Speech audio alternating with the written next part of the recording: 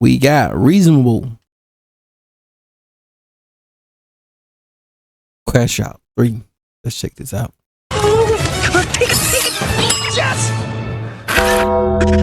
Yeah, see, I that part, yeah, I can relate. I'm pretty sure we all can relate to that, but you know, that's why I just, instead of using dollars, just use quarters.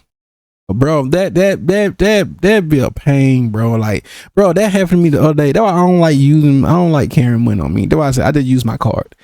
But bro, I had $1. I'm like, what's called $1? Put it in. Bro. I did this multiple times. Then I had to ask the lady, do you got change for $1? Man, like, oh my God, don't. Never. And so, we have returned to the infamous series of reasonable crash outs. I once again want to say I appreciate everybody who's tapped into these videos because they went dumb, stupid, crazy. We were going 2 for 2 with these, it's mad. And I really do want to turn this into a crazy series where I can talk about a bunch of different characters from everywhere. So hopefully we can keep getting some motion on these. Now I've done some parading, some researching, and a lot of information gathering to find some more people to cover and why them acting a certain type of way was just making sense. How bugging out and going crazy for these characters was justified at the moment. And how we can look at some of these characters and really relate to them. And trust me when I say there's a bunch of times these moments happen that we can all agree had to happen. And I selected a certain few today to add to the league. So without further yapping, let's get into it, man. And we are starting with one of the greatest MCU characters of all time. The man who pioneered MJ. The whole entire generation of Marvel movies. LeBron James. And is straight up practically the Godfather. And LeBron James. Speaking about none other than the invincible Iron Man. Now hopefully we can all agree as a collective, Iron Man has one of the most reasonable crash outs of all time. And there's no arguing, it's impossible. I can understand the whole divide between being a team Cap and a team Iron Man throughout the whole of Civil War. Whether that be you were just against the Sokovia Accords or you were just team Iron Man because Spider-Man was there. We ain't judging, man, we ain't judging. But I understand both perspectives and how people can lean one way or the other. And I want to start off by saying I am not agreeing with the Sokovia Accords. I don't believe in giving the government the ability to ever have control over superheroes. This is not the boys universe, bro. You mean to tell me if a city is getting leveled, I gotta ask you for permission before I go? Shut the hell up, man. What are you talking about? And then if they needed me for some shit saying the president needs you to jump, I'm supposed to ask how high? What? Bro, I swear. Bro. Yeah, yeah. At the same time, I can understand. Cause I'm saying like financial wise, I don't know about. You know what I'm saying? You know what I'm saying? If I got superpowers and all that, bro, you know what I'm saying? You ain't finna use me like as a weapon type. You feel me? As like a guinea pig laptop type of thingy. You feel me? If I was a superhero, I would crash out of the government. I'm telling you, man, bro, you're not finna use me as a lab rat, bro. I got superpowers, bro. You must don't know. I am really him now. I can easily just speed blitz all of y'all. Before the government are always... I really am Homelander. The stupidest people in all superhero movies. They're all haters. Reminds me of Lex Luthor on the late Superman movie because low-key, this guy was a D1 level hater. He was button mashing, talk about 1A. The guy was a sicko, man. However, the whole difference between Iron Man and Captain America's standpoints are just very personal to each of them. Iron Man just saw what people with power were doing with his technology throughout his entire trilogy, selling weapons to mass governments, which in turn caused a bunch of casualties and destruction among a lot of people, which probably swayed him more to aligning himself to the government. And after everything that happened in Sokovia and all the problems Ultron caused, which Iron Man held himself accountable for since he even brought up the idea of Ultron, it just made sense. And at the time, it just flipped a switch in him, saying that heroes in general need to take more accountability for their actions and be held responsible. Whereas Captain America, somebody who stood behind the government working for them and completing loads of missions for them, just saw how they were corrupted with groups like Hydra infiltrating giant groups like S.H.I.E.L.D. in the Winter Soldier, and seeing what they did to Bucky, which just showed him that he couldn't trust him at all, making him have a whole mindset of just operating off the freedom of doing it themselves and keeping saving the world amongst other heroes. Both of these arguments make sense, and I'm not gonna lie, I couldn't hate on you if you were on one side or the other, but I do think at times basically just be Batman, bro. Just be Batman mixed with Homelander and you do your own thing. They'll respect you. They're gonna fear you, but they'll respect you.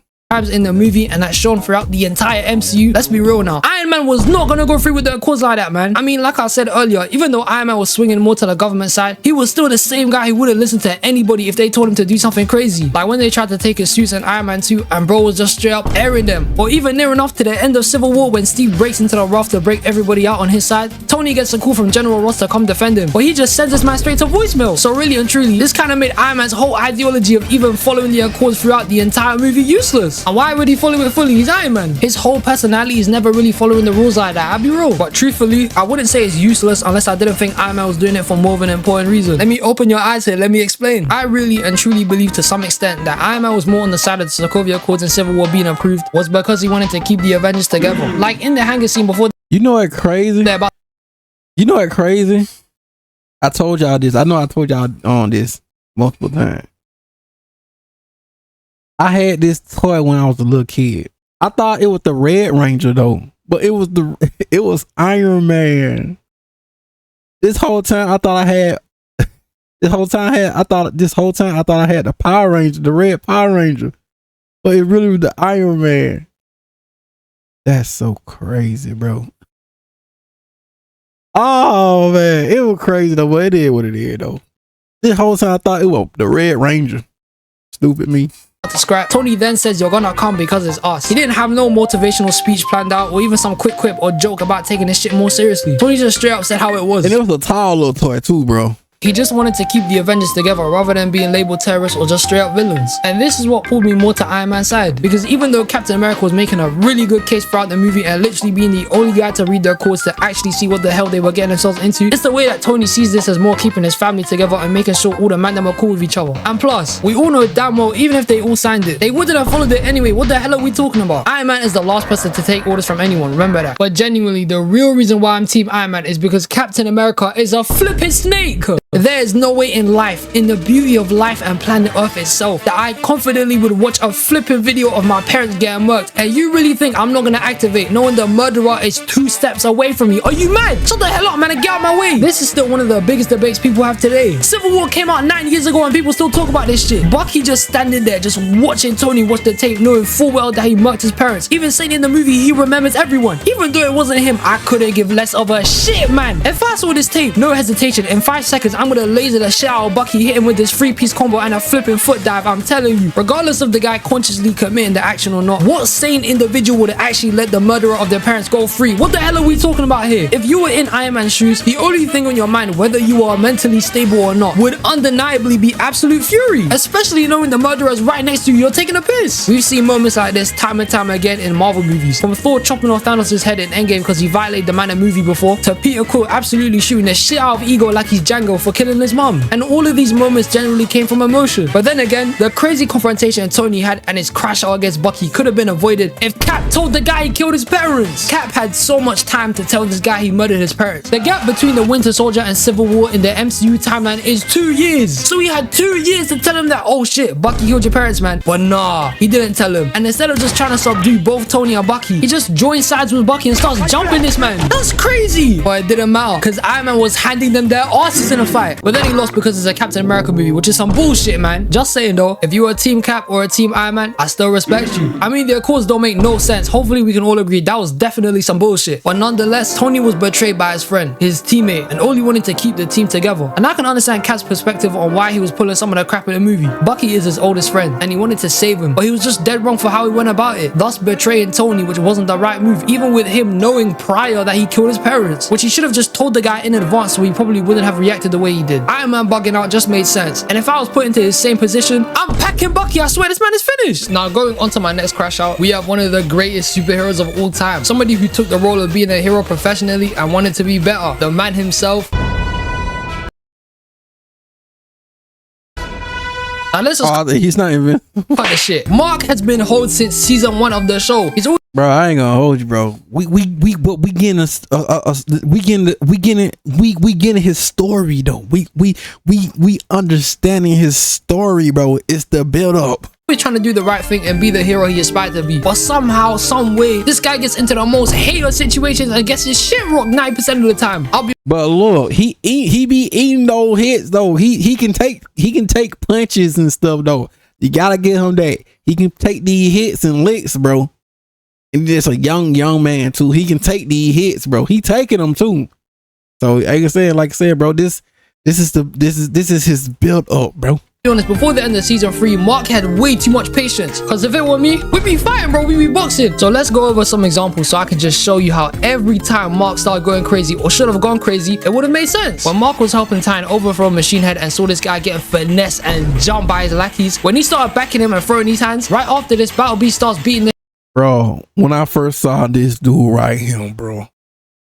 When I first saw Battle Beast, bro. Shit out of him. And the crazy thing about this is that none of this shit mattered because Titan set him up to take over, literally putting the guy in a life or death situation. Bro, when I first saw Battle Beast, bro, I couldn't do nothing but put respect on that character. Like, yo, who is this character, bro? He is really him. I respect him. For his own benefit, just for him to get played again in season 3, getting put into another life or death situation. Hell no, man. Titan is on some kingpin shit, and even though he was practically asking Mark to do his job, he took advantage of this for his own benefit, using the guy, which ultimately almost got him killed twice. I'm bugging if this shit happened to me, I swear. And then we move on to talking about the hater himself, Angstrom Levy, who really and truly wasn't making sense once here. In his first appearance, where Mark came in and was thinking some crazy world-ending shit was going on when Angstrom was trying to create a whole hive mind between all of his alternate universe selves, when Mark was getting his ass jumped by all the different versions of the Mauler twins, that's when Angstrom decides to take off the helmet like a dumbass. And bear in mind, nobody was touching the machine, so his whole experiment could have kept going. So the guy decided to mess his own shit up. Then when the experiment fails and Angstrom fuses with all the rest of his different selves and goes ranting saying he's gonna kill Invincible, as much as the word accountability is lacking here, he was low-key kind of making some sense here. All this could have been avoided if Mark didn't interfere or crash into that building, bro. All that could have been avoided. Since all the memories of all the different versions of him got put together in one place, now he can't detach the idea of Invincible being a villain from the only good ones across the entire multiverse, since every other version of Invincible is evil. So I was thinking at the time he's gonna crash out against every version of Invincible. And guess what? That shit never happened. This man, this criminal, targeted the only good Invincible across the entire multiverse. Which is crazy. So man made it personal, beat the shit out of Debbie and was scaring the hell out of Oliver as a baby. Then when Invincible pulled up, Angstrom just starts kicking his ass across the entire multiverse. Every time he beating the only nice one in his version. He being the only nice one in his version, where he could have been fighting the ones like that's crazy. For a different bank, it was a new dimension. Half the shit this guy was doing the entire episode was just testing the man's patience. Then as soon as he mentioned, I'm gonna kill your family too, bro was cooked it and he got packed. Straight up, get this man a self-revive. He was finished. Then the next time we see Angstrom, this shit was the most diabolical mixed with stupid I've ever seen in my life, bro. The same guy who has all the memories and all the past traumas of all the other Angstroms who lost their Earths to Viltrumite rule by Marks across the different universes they come from, just starts moving on some the enemy of my enemy is my friend type shit and allies himself with different Invincibles. My guy, they killed your families, bro. What? Angstrom hates the only good version of Mark so much, he just decided to work alongside the evil versions of himself who took way more from him than Invincible did. Where's the logic here? It wasn't making sense. And used the Marks to destroy and kill thousands of people to get at one person. Angstrom, man, what the hell are you doing? And when Mark started activating on this man as soon as he could, bro was really gonna kill him, but he hesitated and Angstrom got away because he was lucky. Mark crashing out and this guy was just making sense. This man was hating for a mistake he made. Shit, he should have blamed the Mauler twins more since they were gonna kill Mark, and that's what even got him to take off the helmet in the first place. But nah, he blames the hero. And this guy didn't even do as much as the other versions of him destroying planets and killing his own families and his children. Yeah, Angstrom wants to be on his bad side. Make it make sense, man. But we can't speak about Invincible without mentioning the demon himself, Conquest. And there are no words in the English dictionary to describe how heinous this guy is. The guy is the embodiment of what it means to truly be a sicko, and was Mark's final test before he decided he's gonna go full Batman and start beating the shit out of his enemies. Their fight was leveling cities, and whilst Mark was genuinely struggling, this fiend was enjoying every last bit of it. Bro couldn't get enough of absolutely whooping this man. He was getting turned on boxing with him and enjoyed every moment of fighting with this guy. This guy was doing heinous shit like smacking Oliver and spinning him like he's a Beyblade, blitzing Mark through whole cities even worse than what Omni-Man did in Chicago, decimated Adam Eve, and just full on gave this guy one crazy traumatizing experience, causing Invincible to once again crash out and kill the guy. And I don't blame him for doing that. Conquest was a sicko, he was a demon. And there's even other crash out moments in Invincible, like when Caesar was working alongside people like Sinclair, who were turning people into a bunch of robot zombies, almost doing that to William, the new Darkwing who killed a bunch of people, and he even put a device in Mark's brain which could potentially kill him. And the only reason Mark was against any of these men is because they were straight up criminals. He even used the reanimate to beat the shit out of the guy. If I'm being real here, compared to a lot of superheroes I've seen, Mark had way too much patience. He would get beat up and his life would be on the line 24/7 with people crashing out at him at all different ways at the extreme, and he kept turning the other cheek and wanted to stay a good guy, only to see the amount of destruction they were causing to finally decide he's gonna go full vigilante. Which I get, look at everything the guy went through. Mark crashing out on the majority of crazy people he thought was just making sense. And if I was Mark and been through all the same shit,